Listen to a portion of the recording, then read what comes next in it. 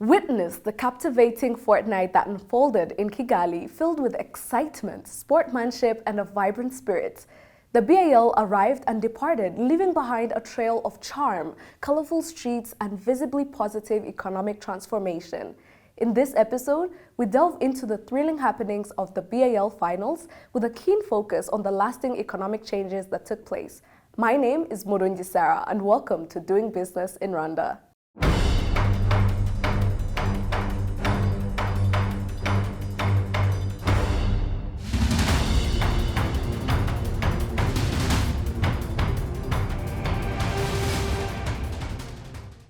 It is without a doubt that Rwanda's sports tourism sector is booming and drastically contributing to the country's overall economic development.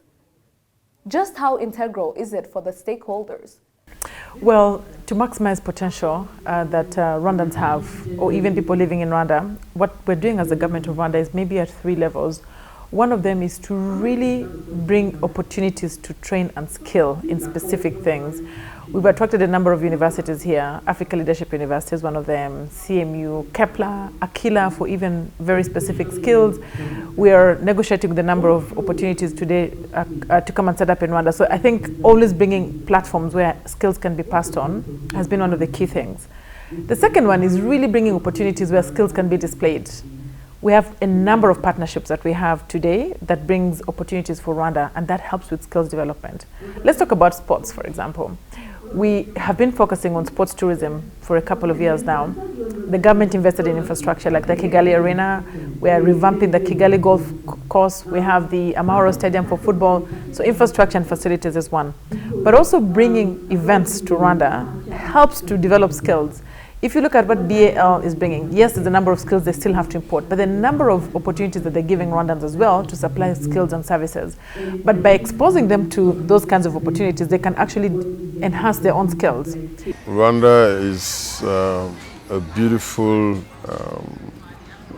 African city, and Kigali, I mean, beautiful African city that where we've established relationships, and over the years, really appreciate everything that's happening here in terms of, especially the focus on opening up to the rest of the world and showcasing Africa in a very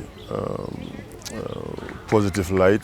There are a lot of good things, that are beautiful and attractive, and I've seen the development of the infrastructure in our sector with sports when we launched the Basketball Africa League and had to play in the middle of the pandemic in 2021.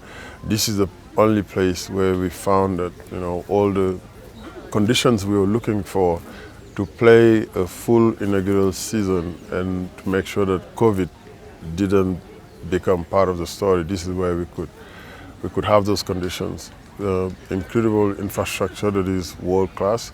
A partner with the Rwanda Development Board that we have been very easy to work with. And then what we could also turn the Basketball Africa League into like a platform where when we play our finals now, Kigali has become a rendezvous place where people are making plans early in the year to go to the finals of the Basketball Africa League. So, just a whole lot of reasons. While many see the sports sector and how lucrative it can be, some fail to see how they can grab a piece of that pie for themselves.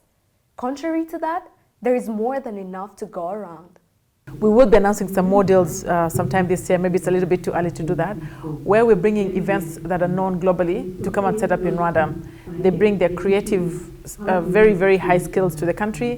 They bring opportunities for investors to supply to them, whether it's equipment, sound engineers, or any other creative content development, digital development. All these are opportunities for young people to enhance their skills by supplying to these events. So that is the second thing that we do. Apart from bringing the skills training, we also bring events and opportunities where they can apply practically in order to be able to really enhance the skills and use them in a way that they don't have to. And we've seen that work in other sectors. If you look at the banking sector in Rwanda, when we started privatizing the banks or attracting new banks, almost every CEO of a bank in Rwanda was foreign because we didn't have the skills, which was fine, and we really encouraged that at the time. But today, there are probably less than 20% of CEOs that are non-Rwandan. Many of them are Rwandans because the skills have been developed over time. So what we understand as government is bring the opportunity, give the opportunity, and skills will be grown even much better because the skills have been exposed to opportunities that come to the country. I say everything that exists in any other industry also exists in sports. In sports, you can be a marketer, you can be finance, you can be an accountant, you can be a lawyer. Whatever it is that you desire, or whatever your interest is and your passion, the reality is it exists within the sports ecosystem. It's about finding out what works best for you, which one you want to pursue, and going for that. So everything that exists, whether it's a doctor, you have sports medicine, lawyer, you have your lawyers within the sports industry. So I can't think of most careers that exist outside of the sports industry. You also have that opportunity that presents itself within the industry.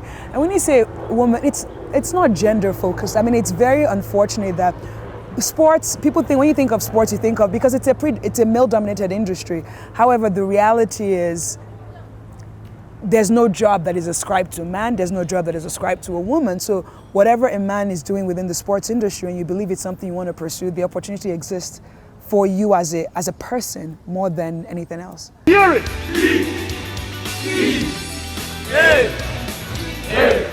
Basketball and other sports offer equal opportunities for careers regardless of the gender. Women have a place both on and off the court. Institutions like Speak Up Africa and BAL for Her are actively dismantling this myth by empowering women to pursue diverse sports careers and ventures. BAL for Her, it's a program that is designed to allow young girls who take interest in sports, be it on the court or in terms of business, to be able to meet with females who actually are working in sports in terms of the career as well, off court or on court. And it's also just being able to ask those burning questions, figure out and go down to understanding what exactly you would take interest in. I think this platform is very important. It's very important because, I mean, to your previous question about, we sort of have this misconception that this industry, working in this industry is just for men or just for tomboys. But what BL for Her it's doing is really giving young women the opportunity, a platform where they can see people they can identify with, giving them the opportunity to network, right? I mean, I enjoy spending time with a lot of the young women, talking to them about my career path, which typically is very untraditional for the sports industry, and for them to realize that, you know what, if she can do it, I can do it as well. Giving them the opportunity to develop relationships that will serve them well.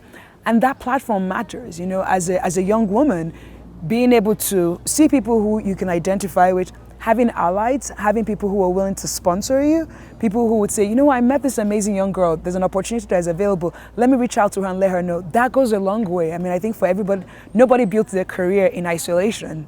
I mean, every single one of us, myself included, I've had many people who have paved the way for me. I have many friends, mentors. I have people who are allies, even within my current job, who would speak on your behalf, who would say, I recommend Baby Solid to do this. All of that is very important. And BL for Her is creating that platform in a very structured way that young women can plug themselves into it and say, it shows you a pathway of how you can develop a career for yourself within the sports industry. With basketball, you can be a player, but you can also be a trainer, a coach. You can be like a referee, like a journalist. You can do a lot of things with the game, and not just with basketball, but sports in general. So there's a lot of fields that you could go into, but just being confident and like meeting people is what sports brings. So I am beautiful.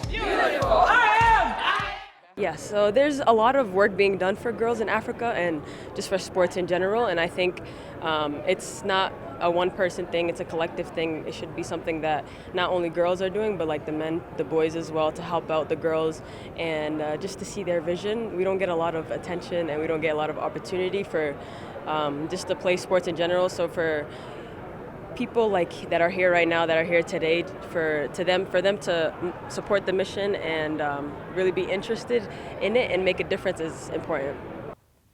Apart from the fact that careers and business opportunities within the sports industry are not gender biased, They also happen to be diverse in nature to accommodate for all types of preferences and skill sets. Before where I saw my career, I mean, it was more of sitting in the office, you know, and making decisions and things like that. But then also, I think it's not so far-fetched from my interest in sports, where I want to work in business strategy and development, and also seeing of how we can like develop talent. But then also I'm asking myself, when I look in the space of sports, how do I fit in? And I'm definitely taking interest in scouting or coaching, so it's really been nice for someone who has no experience in sports to think that I can as well, you know, consider a profession in scouting. So it's been a good one. It's just been surreal just to see how the sport of basketball has taken me like all over the world and has helped me change like the lives of a lot of girls, and I'm very grateful for that. And just the process growing up and not being able to play basketball, and also like overcoming those struggles and then playing on the college level and just playing for my national team as well, and it's just been surreal. Just when we thought it was over, it gets better. BAL and RDB renewed their partnership. Here are the details. So today I'm very proud and excited that we are going to continue the partnership for the next 5 years, building on the tremendous momentum and success that this league has, has in this brief history. And I think the RDB has contributed tremendously, and also having Rwanda back as our official airline, for us in the next chapter, bringing the finals in 2024 here, 2026 and 2028, and in 2025 and 2077 playing conference games. I think that's a testament to the engagement that we've seen here, playing our finals last May in front of a sold-out crowd at BK Arena, the quality of the competition. We've said coming into season 3 that this was going to be our most competitive season to date, and we were not disappointed. We continue to attract top global talent, and we see local heroes emerging on the African basketball scene. The sports sector in Rwanda holds a promising future, as the partnership between BAL and Rwanda is set to extend for another 5 years. The potential for exponential growth knows no bounds, as this renewed alliance promises remarkable benefits for all stakeholders involved. Prepare for an exciting journey ahead, as the sky becomes the limit for this transformative partnership.